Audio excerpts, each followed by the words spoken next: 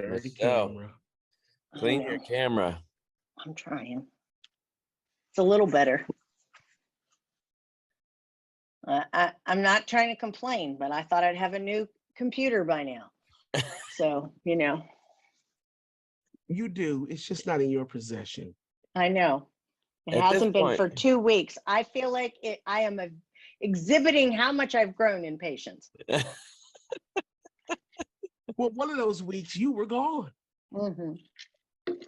Yeah, but it was here before I was gone. You're right. You're right. But you didn't need it while you were gone. You didn't need your computer at all because you were gone.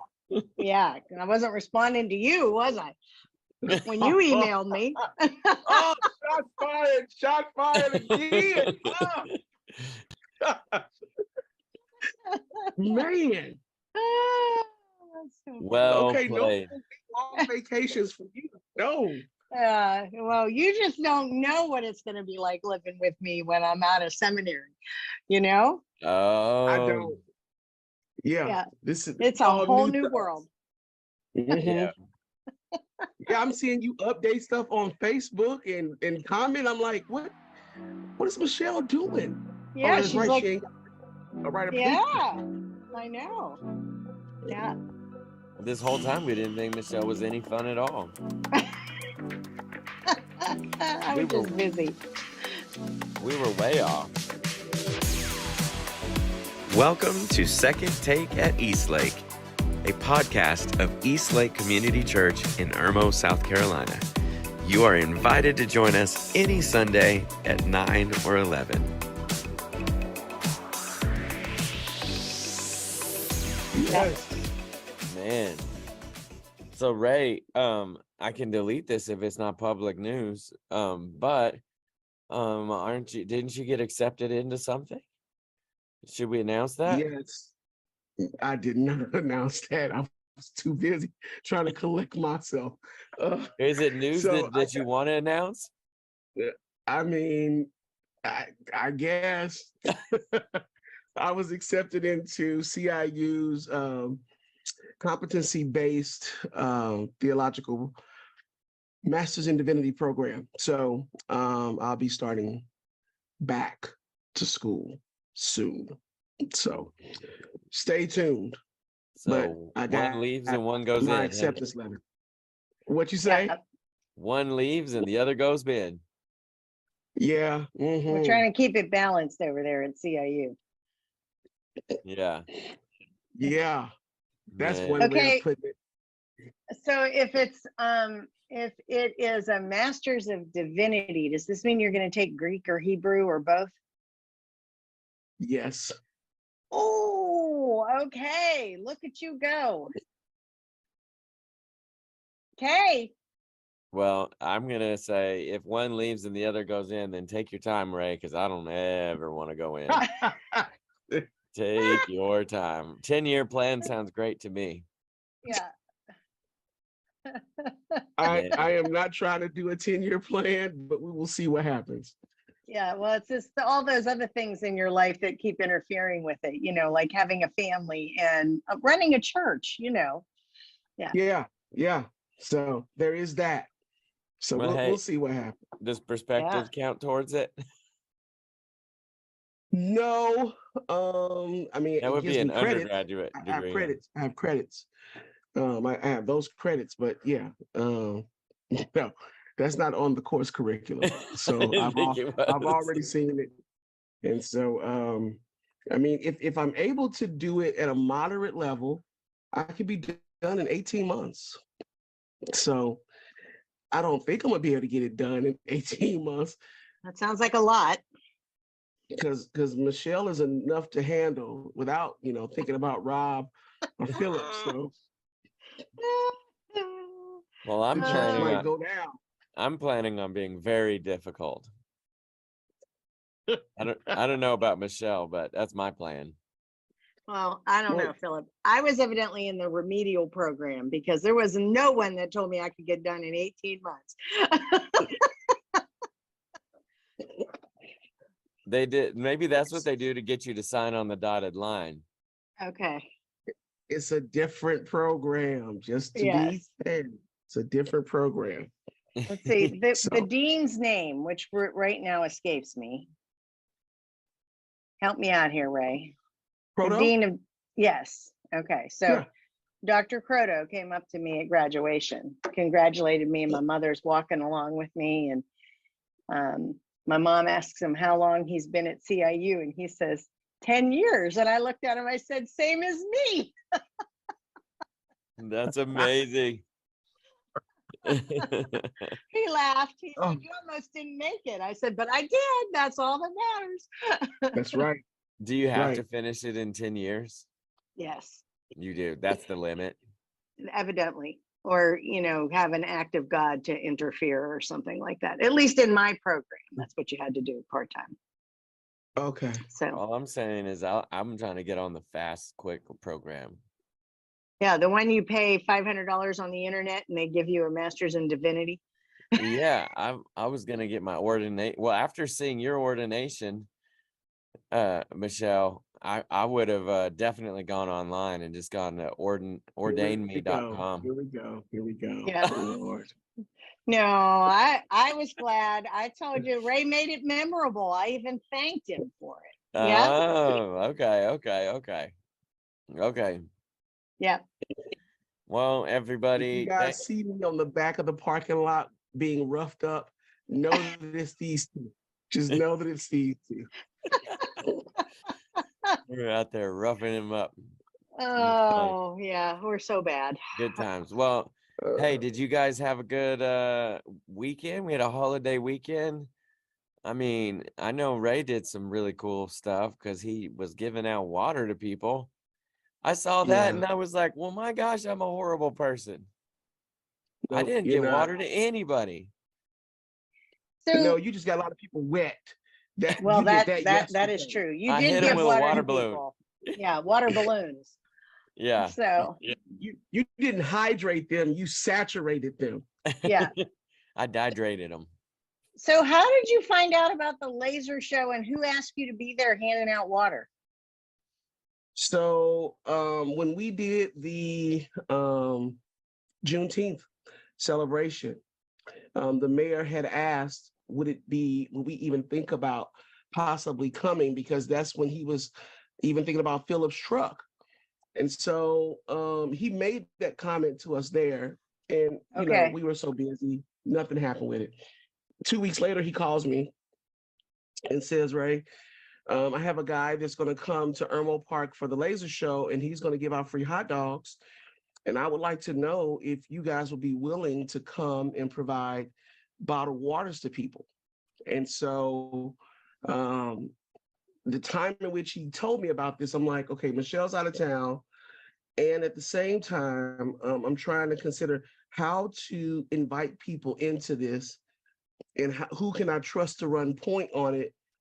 So what ended up happening, it dawned on me that the day that he was asking for this to happen falls on the same night that my small group meets.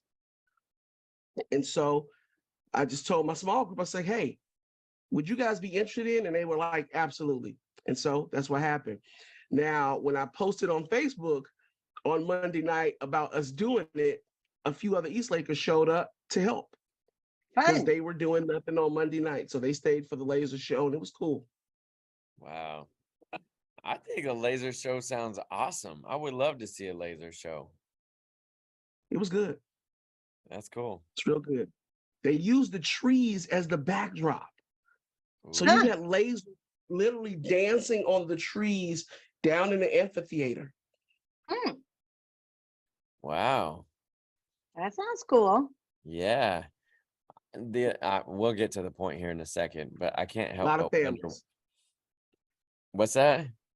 It was a lot of families. A lot It of was more families. people than they actually expected because Irmo historically has done fireworks.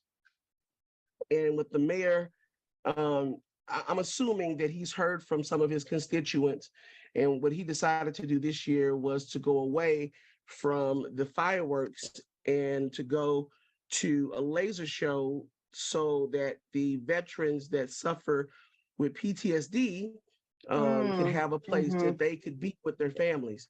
And so he was uncertain of how many people would actually come out to a laser show versus fireworks, because he did get some negative feedback from individuals when they learned that they were not going to put on the fireworks display that they've done in the past, but rather do this laser show. And he basically told them, it's like, hey, there are fireworks happening all over Columbia. You have Fort Jackson, you have Lake Murray. It's like, we want to have something here for people that really cannot, and their children don't want the trauma of the exploding and popping and all of that stuff. And so they had a really good response, way more than they anticipated, which meant, I mean, we ran out of stuff, hot dogs and waters. Okay. Well, That's cool though. That's nice he thinks of that, because every year I almost always see on social media a veteran posting about, it's traumatic for them. I know, I have 2 dogs. One of them's like, oh, who cares? And the other one's like, ah! Yeah. So, We just have to My drug our dogs don't dog. love it. yeah. Yeah. Well, I hadn't that's thought cool. about that. I should have given her a Benadryl. That might have helped her. That's what the vets say. Give them Benadryl, and Give it them calms the them down. Benadryl. Yep. Just like your kids, just like your toddlers. This is welcome to We the don't know doctor. this. Welcome to Yeah. the doctor's podcast. How to raise your. No, I'm just kidding. You're gonna get flagged now. Oh man, nope. So we're in this series, Suffering Through the Summer, and the heat is definitely full swing, making us feel like we're suffering. But on a real level, Ray was teaching on, this one was the doubt trap, right? Am I making that up? No. Denial. The This is denial the trap. As soon as Rob it did the came out of doubt my trap. mouth, I was like, wait a minute. The denial trap. Yep. Sorry about that, guys. But I promise I was there. Both of them start with a D. I got confused. But this was the denied trap of just like how we all handle suffering and things that are difficult in our lives. And yeah, Ray, you had us all laughing pretty good this morning or on Sunday. I was like, is Ray a stand-up comedian going on right now? It was pretty funny. But yeah, so denial, I mean, how does denial play out into suffering? Like, what's the correlation, just for those who are missing it? Like, somebody chops off your arm and you're like, my arm is not chopped off, my arm is right here. How does it play out? Listen, I struggle to share the story, but I'm gonna go ahead and share it on here. So you introed about me being accepted into CIU's program. Yeah. Well, it was Wednesday of last week, and this was the day that I am pretty much done with writing this research paper that has had me literally losing sleep and my hair. And so I'm not a stress eater, but on this particular day, I felt like after producing this paper that I needed to reward myself. Now, you need to know I am not a person that eats at McDonald's. It's too processed for my body. But wait, McDonald's is processed? Yeah. So once a year, and this is almost like every year, I have this desire that I want a Big Mac. Okay. And every time, without fail, after I have this Big Mac, I regret it. My body helps me to remember, you should not be doing this. So last Wednesday, I finished the paper. I go to McDonald's. I get me a Grimace birthday meal, limited time thing. They give you this blueberry shake and fries and a Big Mac, or you can get 20-piece nuggets. But I just told you, I love Big Macs. So I get this thing, I come back to the church, and I'm in my office, nom, nom, nom, nom, nom, nom, nom. And let me tell you, I was staying for Summerama because it was the last night of Summerama last Wednesday. Brother, it was as if that Big Mac went into my stomach and reassembled itself, and it sat right here. I'm telling you, the whole time I was like, You're so stupid. You know this happens. You should have denied yourself of eating this burger. So now I'm suffering because this burger will not leave my system. Everybody that sees me is like, Ray, what's wrong? You don't look good.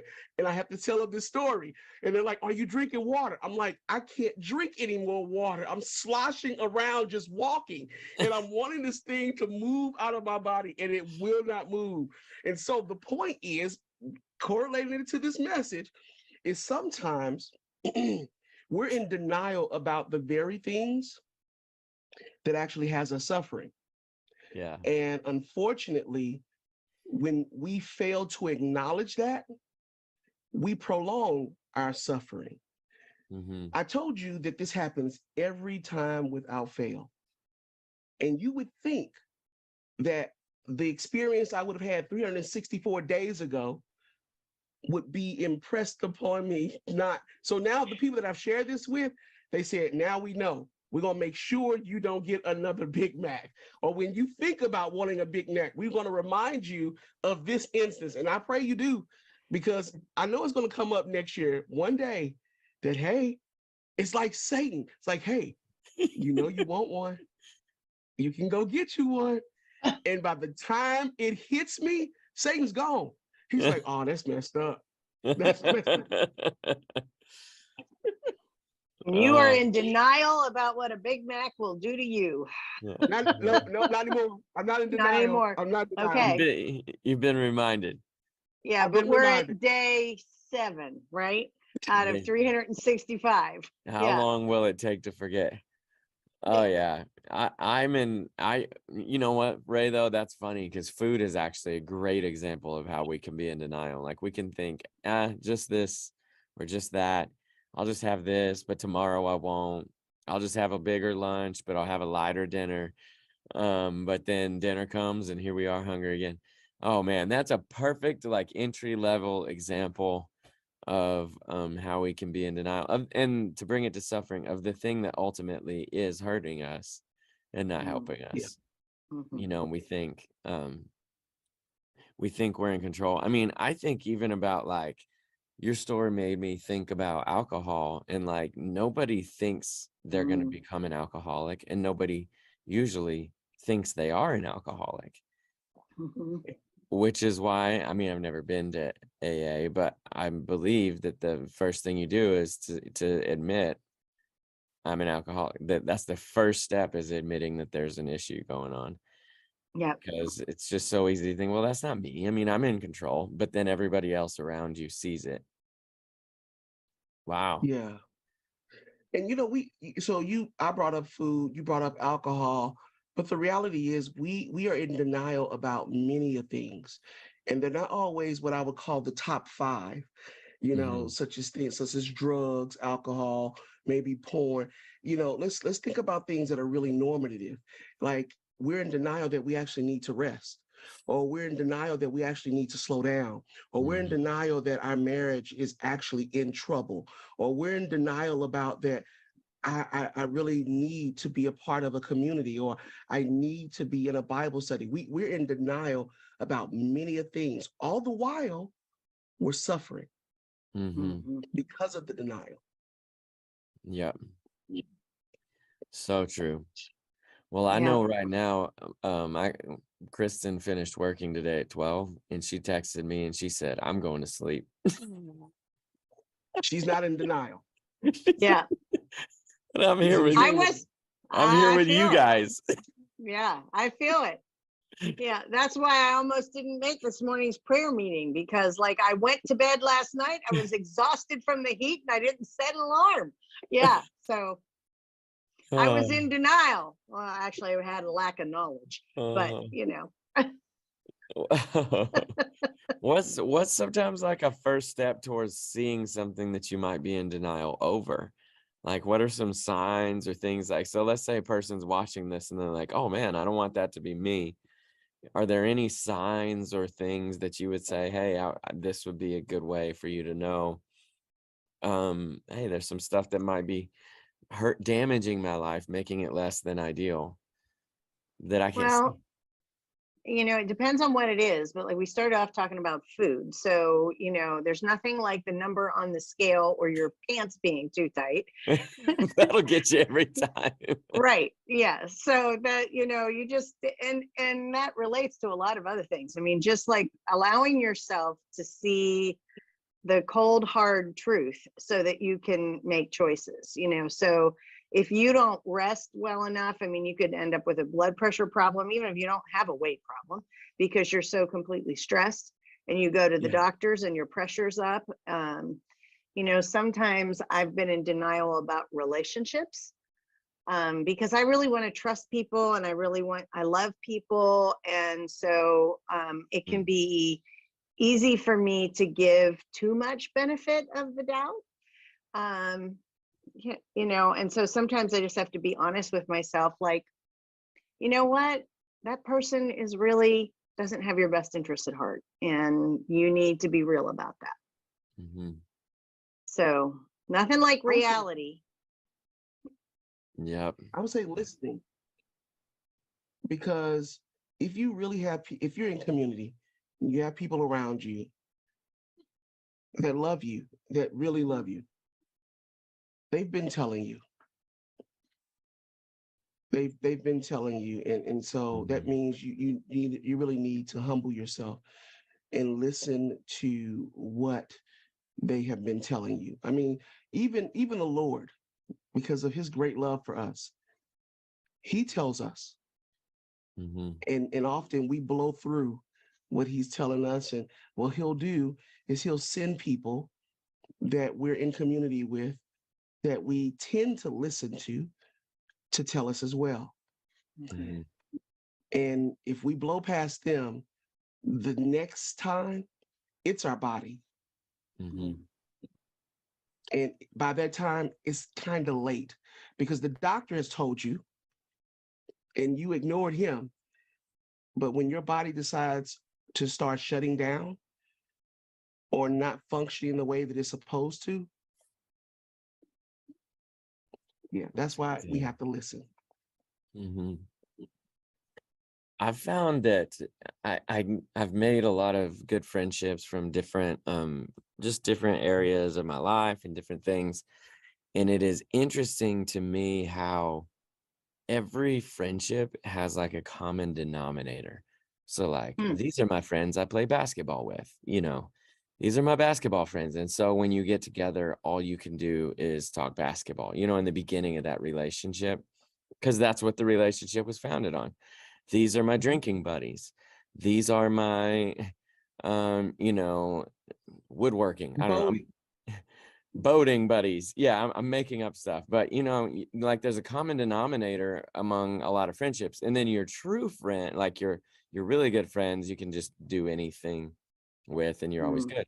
But I say that to say I feel like a good way to see if there's a pattern in your life that you might be in denial about is to see how the scale is tipping on your friendship common denominators.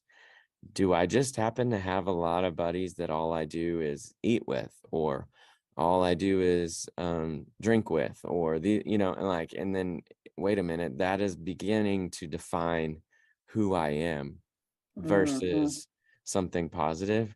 Because I always am just like looking for ways to see these things. Because if we could see them coming on, we would never let them happen. Like we think we're in control longer than we are. And so, like, I want the red flag soon, because I do believe another common denominator to this life that God gives us is that things need to be handled in moderation. Even good things can get out of hand.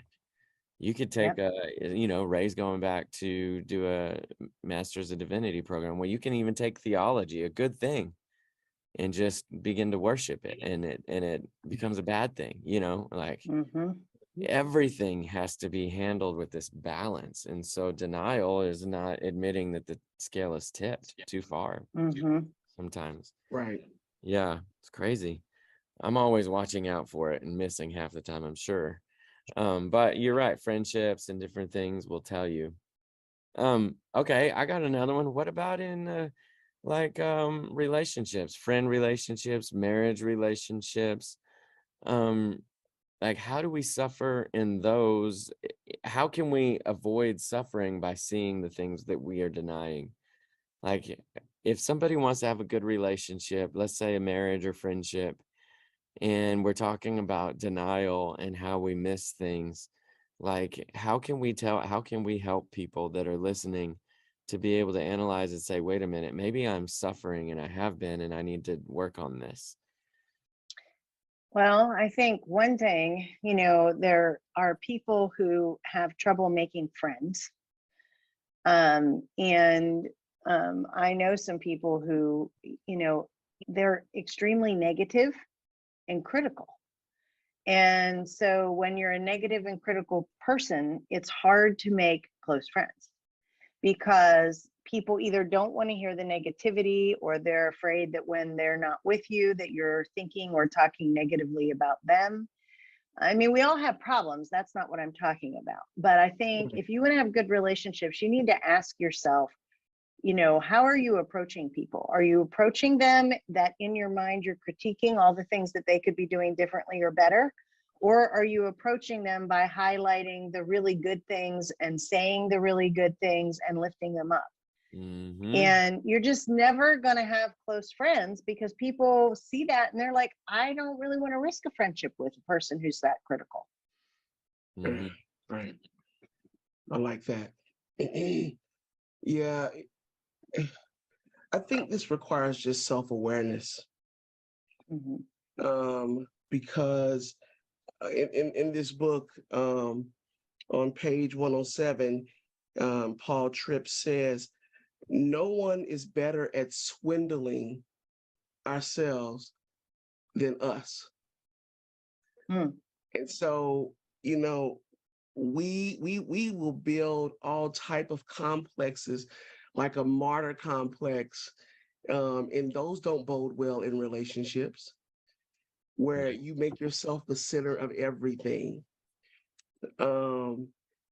And when you're in denial that that's what you do, when you really look around, you don't have many friends. And it's hard to deny that when that's a reality. Here comes a holiday, you're not invited to anything. Here's a big thing happening in your life that you would love to have people to celebrate it with, and no one wants to come. I mean, we all have, as Pastor Michelle said, we all have stuff.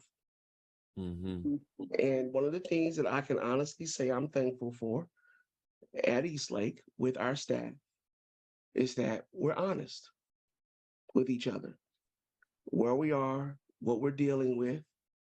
And we have a pretty fantastic way of putting our arms around each other and also lifting each other up and saying, hey, because I mean, what was it, just a year ago, or maybe a little more than a year ago, we all decided after, going through the pandemic, we're going to go see a counselor.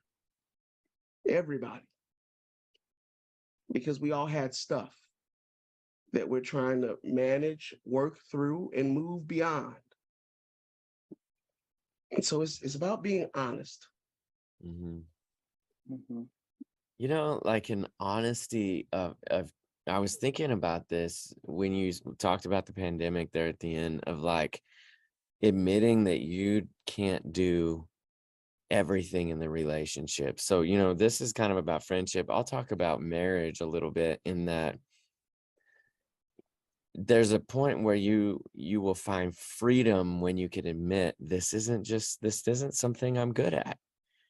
It's not an excuse, but it's an admittance that, hey, this is just something I'm not good at, whatever, communication or whatever. But by acknowledging it, your spouse can then bring it up and not feel like they're being rude. They can say something like, hey, you told me you weren't good at communication, and that's happening right now. And so I wanted to tell you that I need to know what's going on in your life because you're not communicating with me. But if the person that you're married to won't even admit that they have a problem there, then you can't ever go into that realm without being a threat, or like without them potentially being upset with you or whatever. Wait a minute, I'm not a good communicator. You kidding me? You should see me at work. I'm known for communicate or whatever. You know what I mean? I could just see the arguments that the people would have. But admitting to your loved ones, hey, these are some things that I'm just not naturally good at this. Like, I'm not naturally good at this, so maybe I shouldn't be the one that pays the bills because I like to spend money, you know, or whatever. Like, just admitting that allows the other person to come in and kind of complete that other side of you too, or to bring it up. Man, the ability. Oh, I got another one. Now I'm just freestyling. But this is a good question to ask. Are you a person that people feel comfortable giving feedback to? Do you get feedback from people, or does anybody ever really give you feedback? Because you might be a jerk. Like, you might not receive it well. You know, that there might be a reason nobody ever gives you feedback, because you're not nice. And so they'd rather just avoid it than try to help you. Yeah. Oh man. You know, I just had a couple in my office who are going to run a program for us in the fall for people who are going through divorce. And yes, I'm very excited about this. And so this couple is going to do this together. They're newly married, but they had both been divorced. And so they're going to lead this program, and we were going through their questions. And one of their questions was, how do you handle it when somebody behaves badly? And so I'm kind of walking them through Matthew 18 and what you do. But I was able to say, like 90% of the time, the person in the group that is oversharing or behaving badly or talking too much, they leave group that night and they already know they did that. And so most of the time, if you set the ground rules and then you have coffee with this person, they're like, yeah, I know. But one particular time, I had a group leader come to me with a young person in their group, and I coached them through taking this person to coffee and having the discussion. And the person who was behaving badly said, you know what, I know you're right. And I have a terrible experience in groups every time I go. I'm so nervous and I don't respond well. And the leader and this person worked out a little signal. So when this person was oversharing, or when this person was doing something that wasn't helpful, the leader had a secret signal with them, and it helped them to get control of this. I love so that. There's nothing better, than having somebody who's willing to learn, because this person said, I know this behavior is hurting me and keeping me from having friendships. Now that's a person who's coming out of denial, as opposed to the person who's like, I don't know what your problem is. It's your problem, not my problem. That's good. Coach Michelle comes through for the win. Yeah. I love it, man. Yeah. So, a good thing to do right now is to be looking at your life coming off of Sunday and saying, are there any areas of my life that I'm struggling or suffering? Okay, so maybe I'm complaining to God right now. God, I'm suffering through not having friends, or I'm suffering through financial, hardship or whatever. Is there anything that I'm in denial about that could be causing this? Is it not that I don't make enough money? Is it that I don't know how to manage my money? Is it that, and maybe if there is a trusted person in your life, to be able to ask them that. Oh man. The beautiful thing, and I actually fear that people miss this, was that on the other side of your denial is the rest that your mind, body, and soul long for. So if you can go ahead and admit, then his peace can come in like a flood. If you're in denial that you need to be in community, well, as soon as you allow yourself to experience community, and I get it, some people have been hurt by community, but you've been also on the other end of the sword where you've hurt somebody in community. So when we humble ourselves to recognize that we too have been on the other side of the table, I mean, as long as you're dealing with people, you're going to get hurt. Sometimes you'll be the cause of it, sometimes they'll be the cause of it, but you can pretty much guarantee that that's what we do, because we're all struggling in our Christianity, our Christoformity. And so if you're in denial about anything, whatever the thing is that you're in denial of, I know you won't rest from it, but that means you got to admit. Mm-hmm. You got to first admit that there's a problem. Well, and that's where building relationships is so important. I mean, I think it was a year or two ago, I don't know, when I said to Ray, okay, tell me what things I can't see that you see. Now, it took a tremendous amount of trust for me to ask that of Ray. I haven't asked a whole lot of people in my life or given them permission to speak into my life in that way, especially in a work environment. And so it takes developing trust with people for them to be able to tell you, because otherwise there are some things where maybe we understand or we're kind of aware that we're denying something, like whether it's overeating or staying up too late. But there can be things in our life that we aren't even aware of. I mean, the denial is so great that we wouldn't even be clued in that we had that problem. And so that's where relationship and community are important. Because if you have some people that you trust enough to say, okay, point out to me where there's something that I'm missing, that's very helpful. Very true. What about on the suffering side of things, like somebody's suffering through something that, it has nothing to do with them. Like, let's say it's a loss in a family, and I say it has nothing to do with them, meaning that's out of their control. But, or I don't know, things like that. How does denial play into those things? I have a few ideas if you don't, just because it's so recent to me that I've had to work through. But like, because there's other kinds of suffering that really is out of our control. But denial can play into that. Want me to go? I don't know. Yeah, go first, because I'm trying to. One of the ones that I've experienced is that there's this trap that like things won't get better. This is just the way it is. This season of my life is over, and it is what it is. And you have to mourn that season is past, but that doesn't mean that another season won't be there. And so sometimes there's like this denial, and maybe I'm misusing the word. I don't think so though, of that things couldn't be, there couldn't be another good season. Like, I mean, I've experienced that. Even when I moved, like when I moved from California, I kind of just wrote it off as, this will never happen again. Maybe this is a little bit of doubt. But, I'll never have friends this good again. This is about as good as it, and so, well, enjoyed it.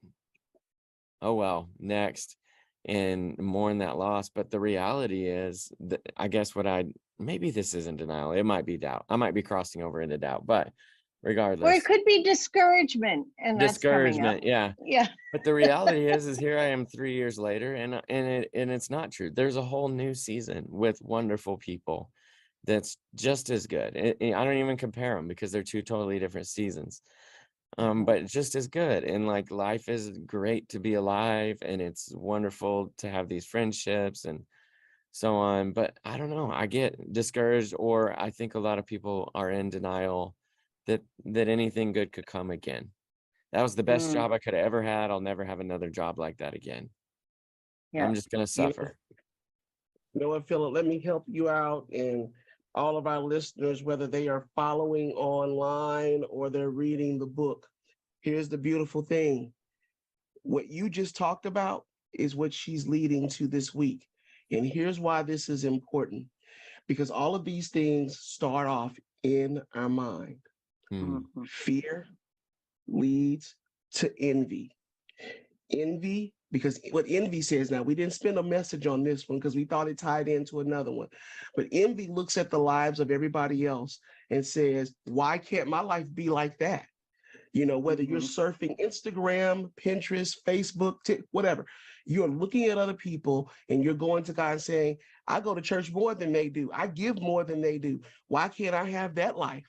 So when now that you have a fear, your fear then shifts into envy of others, of the lives of others, that then leads to doubt. Because Mhm. then you begin to doubt God. You begin to doubt that God even cares, or that he loves you, or that he has good for you. And you're dwelling in the city of doubt leads to you then falling in denial, which is a slippery slope. Okay. And that slippery slope slides you right into discouragement because things won't get better Mhm. and your life is over. And all that you thought was or could be isn't going to be, because you've allowed your mind. This is your mind doing this. Mhm. Mhm. And Pastor Michelle this Sunday will speak to how to get yourself out of this slippery slope of just stinking thinking, because that's what it is, so that you can start to at least see the light and even be pulled out of this horrible thinking that you've been doing. Mhm. Yeah. Because there's nothing like stinking thinking that makes suffering worse. Yep. One of those things we bring to our suffering. I think that was the first week of the series, wasn't it? That you listed off that It sure whole thing, was. whole list. Mm-hmm. Yep. Yeah. It was. Yeah. Yeah. It's wild. Yeah, I think that happens so often. So I'm glad Michelle's going to be teaching on it, and people will feel like right now like it's just been coming from every angle. And the reality is it might be coming from every angle, but Mhm. I'm not going to preach Michelle's sermon, but so I'm gonna stop. But I will come this Sunday. Come this Sunday. Oh, look, Ray's got his boxing gloves up. Yeah. But I think, I don't think I know our God knows what he's doing, and Yes, he he's does. leading you, he's growing you, he's chipping away at things, and it doesn't always feel good. But yeah, it's crazy. Just because I'm ADD and I change the subject all the time, but I back to the other piece of denial. Something interesting, if you guys want a story about me that I learned about myself that nobody told me about, but I realized I did it.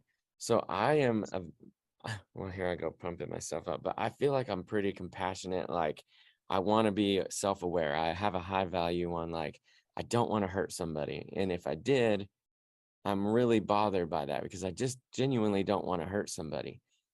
But one of the things I realized I did in relationships is when something was pointed out to me, I would go and just kind of be like over the top apologizing, like too much almost.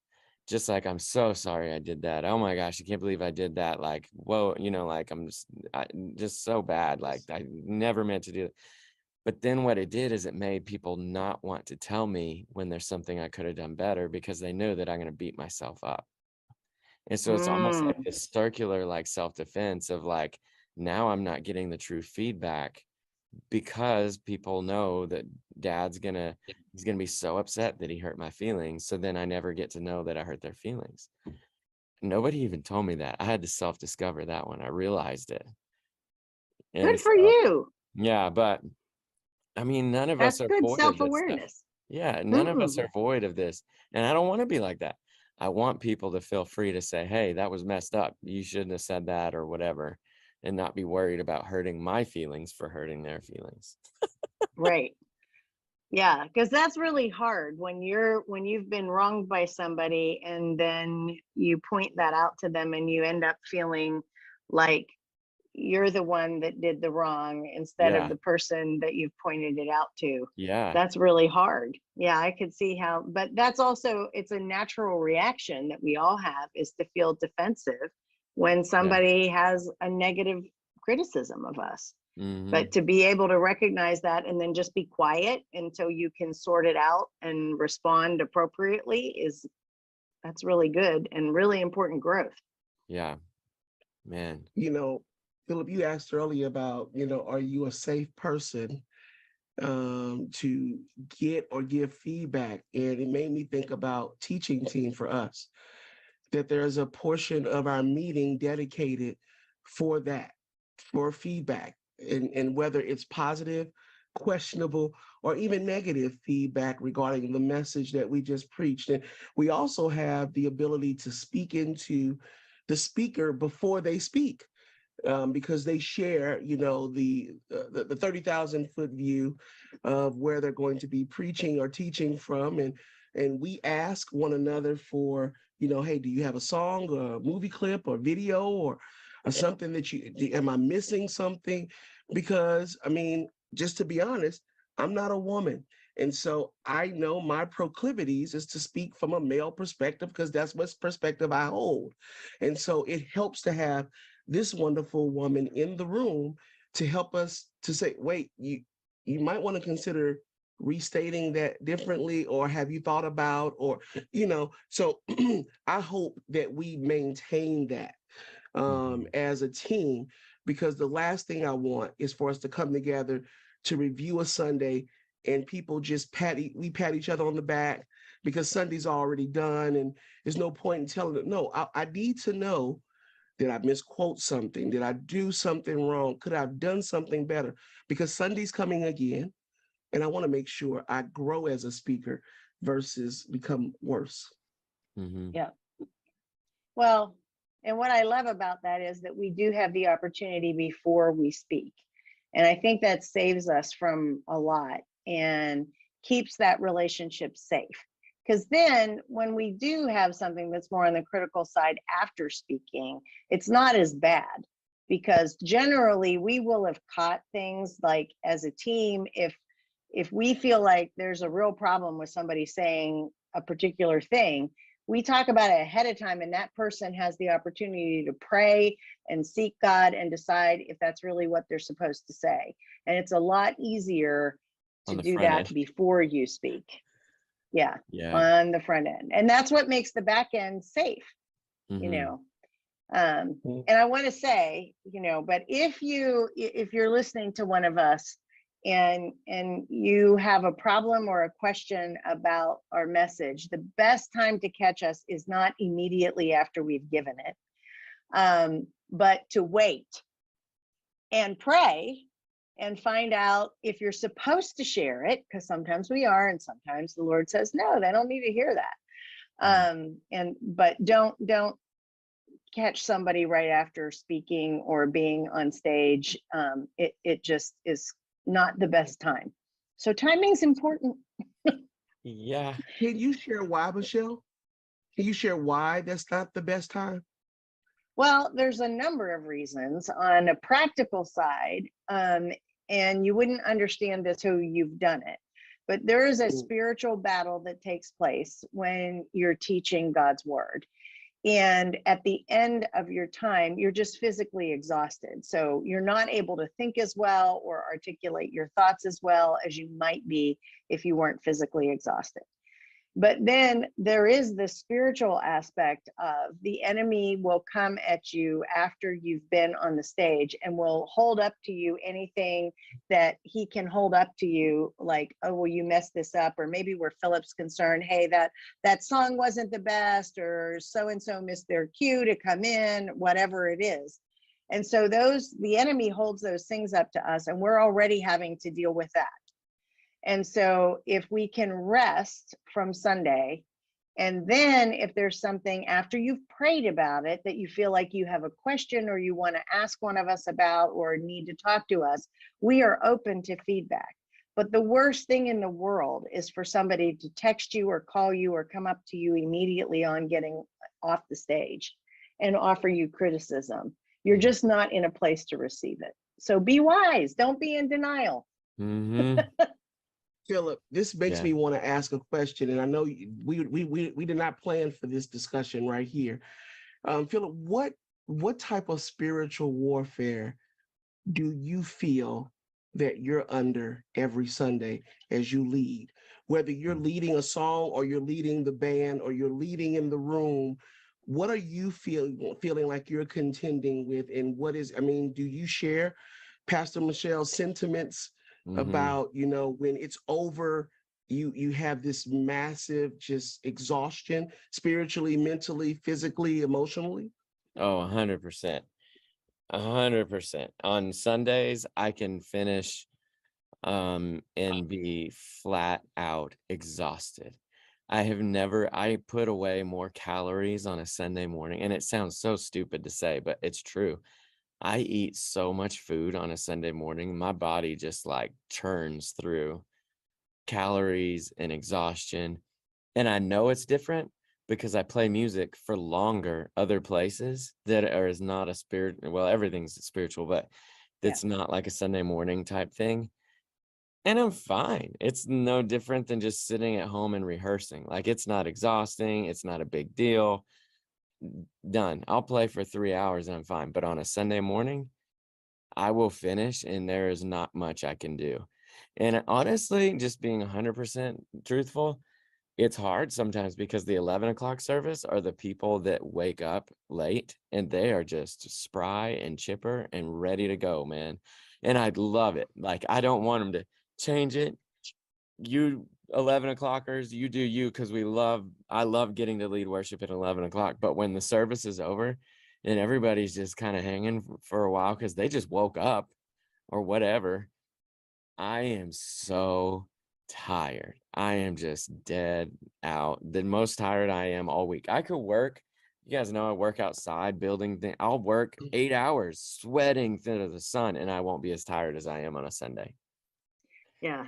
It You just, looked this past Sunday, you looked exhausted. You were coming out because there was a lot going on. There were people trying to talk to me. I had an appointment. Somebody was waiting for me down the street and I was late. And I turned around and I don't know what I said or what I looked, but you were like, did you need something? And I could see like written on your face. I was thinking, if I needed something, I don't now. And I didn't need anything, but I mean, I could just see like I was you so were tired. tired on Sunday. And so the night before I went to bed at I went to bed at 9, like I'm rested. It's the spiritual. Yeah. it is. And I think on a Sunday morning, you're carrying a lot of weight. You got all the team members, which is a wonderful thing, but you're carrying the weight of their emotions. Are they hurt because you told them they missed their part? This person might not mesh with this person as well, or whatever. Like all these different things you're orchestrating that nobody knows is going on, and you're trying to make it, a God-honoring, worshipful morning, and then also people being mad at you for whatever, or you feel they're upset with you for whatever you've done, or oh yes, I'm exhausted just thinking about it. And this isn't even including our own personal stuff. Oh Right. no. Who has time to think about their personal stuff on Sunday morning? Nobody. I mean, whether they had their marriage is good, their relationship with their children is solid, whatever. That's without all of that, because we're living with other sinful people just like you are. Yeah. But it reminds me of that clip you sent me, Philip, from John Mark Cromer, about how the most holy or critical thing that we're doing on a Sunday morning is when we preach, and he's preaching with an instrument though. But what's happening, we are proclaiming to the kingdom of darkness truths about an eternal God. And they're not just going to sit idly by and let us do this without trying to ruffle the feathers of us or to knock us off of our square. I mean, it's like a coliseum where the angels of God and the people of God, and then you got the forces of darkness. They're like, oh, you think you're gonna play that song? We're gonna mess with the electronics, or we're gonna get in somebody's earpiece and they can't hear, and it's full on warfare. It is, man. And It then, is. as if that's not enough, and then you finish, if you're like me, and this is why Michelle says, don't tell people right after the sermon. They're already beating themselves up. We know we don't say everything perfect. We know that. I don't wake up in the morning and think I'm going to say everything perfect. And so on the way home or that afternoon, you're thinking about what you said. I shouldn't have said this. Was I rude to this person? Did I say too much here? Did I smile but move on too quickly past this person because I know they wanted to have this conversation? And you're like, man, I don't know. And then it's just Satan just comes after you. And then you have to just let it all go. Yep. And just what was said was said. And, they want to fire me, they'll fire me. But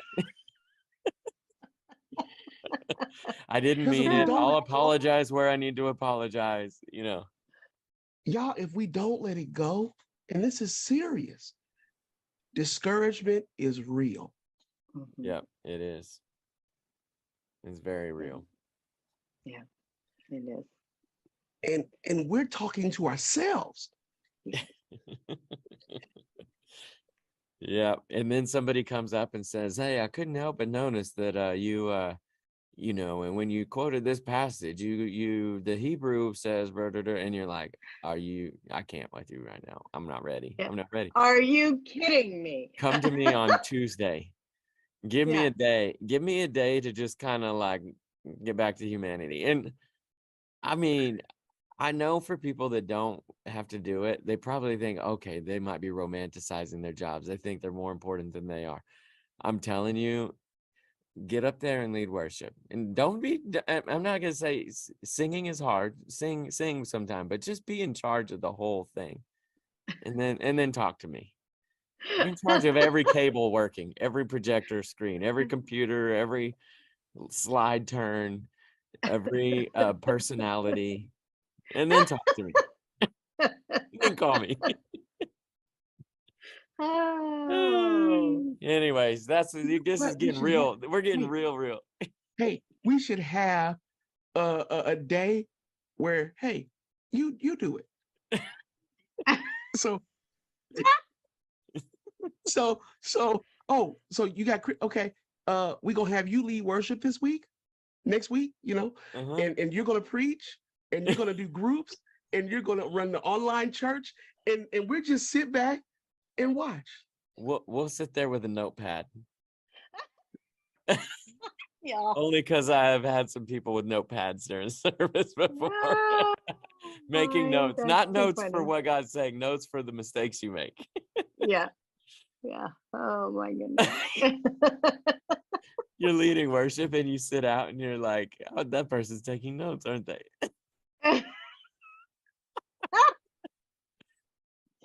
Oh Not man. taking notes while you're leading worship. No, not doing worship. Are you taking notes? It's happened more than once.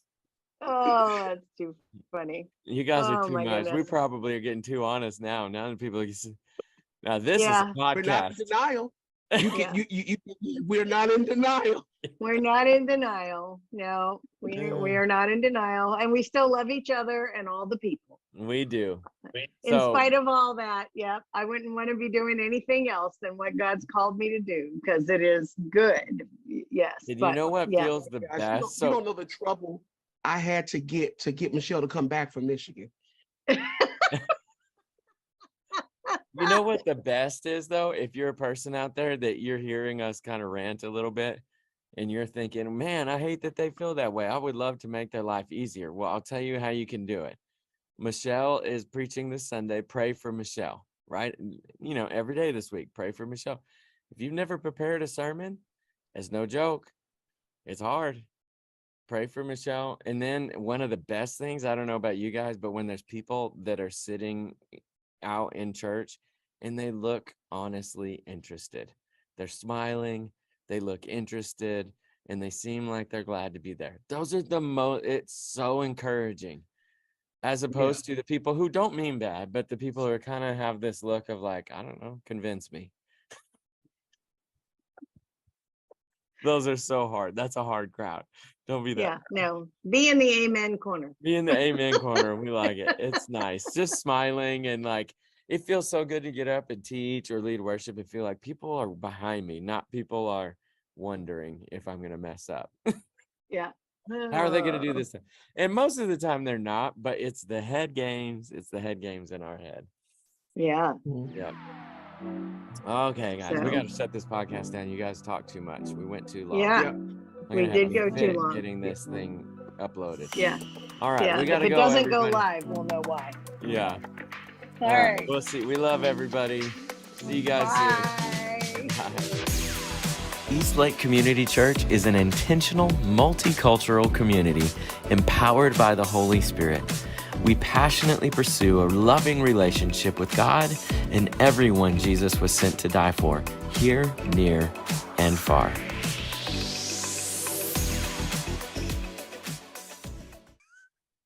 Yeah, maybe Ray, you could test your microphone doing the Fresh Prince of Bel-Air rap. Oh, wait. How If does I'ma it go? do Where does that- it start?